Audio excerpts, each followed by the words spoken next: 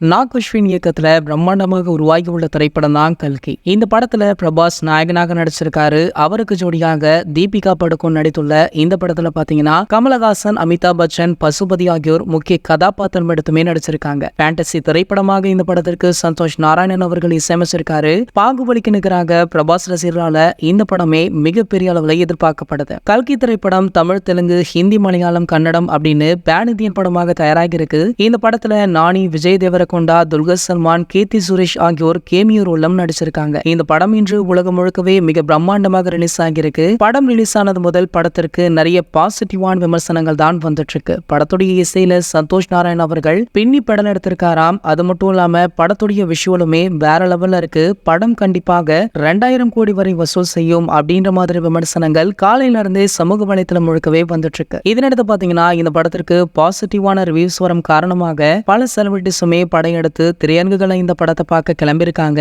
அந்த வகையில பாத்தீங்கன்னா தற்போது தளபதி விஜய் அவர்கள் அவருடைய குடும்பத்துடன் கல்கி திரைப்படத்தை பார்க்க போயிருக்காராம். அப்படின்ற மாதிரி ஒரு சில புகைப்படங்களும் வீடியோக்களுமே தற்போது சமூக வலைத்தளங்கள்ல வைரல் ஆகிட்டு இருக்கு. மேலுமே விஜயோடைய மனைவி சங்கீதா அவங்க இந்த வீடியோல மாஸ்க் அணிந்தபடி இருக்காங்க.